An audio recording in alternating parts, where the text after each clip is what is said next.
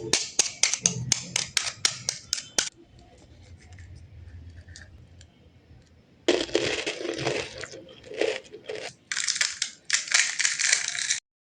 আলাইকুম এভরিওয়ান, কি অবস্থা সবার? তো সেদিন রাতের বেলা হঠাৎ ফুচকা খেতে ইচ্ছে করছিল, আর এই বেচারাকে এই রাতের বেলা আমি ফুচকা আনতে পারি। এই রাতের বেলা এই হুটহাট খাবার খাওয়ার ইচ্ছা আমার এই নতুন কিছুদিন যাবত হয়েছে।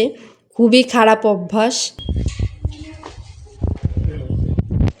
এত তারা কি তেল একদিন মা গেছিল যাইব যে কোনো উল্টে আনছো? হ্যাঁ 50 টাকা। Thank you.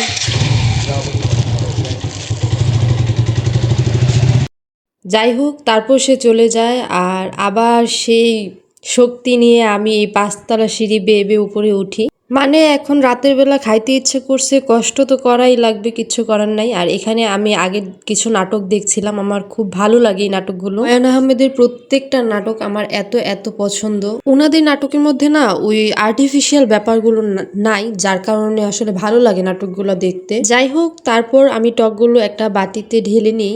বেসিক্যালি এই টকটার জন্যই আসলে আমার এই মামার ফুচকাটা খাওয়া হয়, এত মজা এই টকটা। তারপর আমি এখানে নাটক দেখছিলাম আর একটা একটা করে ফুচকা বানাচ্ছিলাম। বেচারার জন্য খারাপ লাগছে, ও এত কষ্ট করে শীতের মধ্যে আমার জন্য ফুচকাগুলো নিয়ে এসেছে, চলে গেছে। আমার কি করার, আমি তো বলছি বারবার খাওয়ার জন্য। যদিও সে কিছু মনে করবে না, কারণ সেও তার বন্ধুদের সাথে বাইরে প্রায়ই খাওয়া দাওয়া করে, তো আমি তো কিছু বলি না। তবুও মেয়ে মানুষ তো, জামাইকে রেখে খেতে একটু কষ্টই হচ্ছিল। যাই হোক, কি আর করার, কষ্ট সব এক সাইডে রেখে এখন ফুচকা খাওয়া উপভোগ করা যাক। তুই বেটা মানুষ, তুই বাইরে বন্ধু বান্ধবদের সাথে খাবি, এটাই স্বাভাবিক। আমি তো আর বাইরে যাই খাইতে পারবো না, তো আমি ঘরেই খাবো। তো বক বক করতে করতে আমার এখানে সবগুলো ফুচকা বানানো শেষ। এই দুইটা আমি রেখে দেবো চটপটি বানিয়ে খাওয়ার জন্য।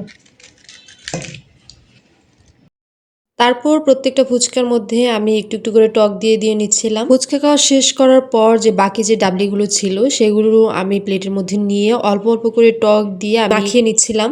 দেন আমি যে দুটো ফুচকা আমি রেখে দিয়েছিলাম সেগুলো এগুলোর উপরে ভেঙে দিয়ে দিচ্ছিলাম। আর এই যে দেখুন, দেখতে কত সুন্দর লাগছে। আমি প্রত্যেকবার ফুচকা খাওয়ার পর আমি এই ডাবলিগুলো দিয়ে সবসময় এরকম চটপটির মতো তৈরি করে তারপর আমি খাই। তো তারপর আমি আবার আরেকটু টক দিয়ে নিচ্ছিলাম। আমার কেন জানি মনে হচ্ছিল টক বারবার কমই হয়ে যাচ্ছিল।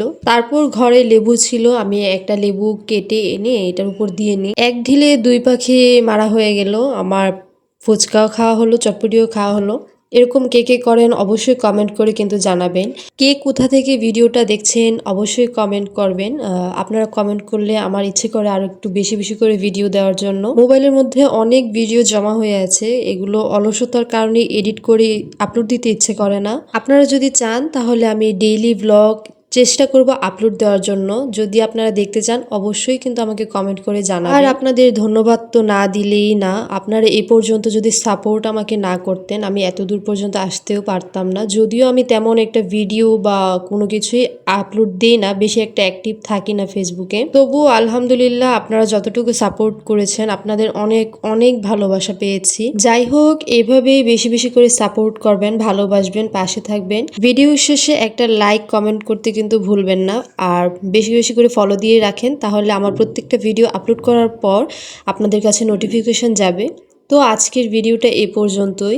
সবাই ভালো থাকবেন, সুস্থ থাকবেন, আমার জন্য দোয়া করবেন। আল্লাহ হাফেজ। আর কষ্ট করে ভিডিওটা পুরোটা দেখার জন্য থ্যাংক ইউ সো মাচ।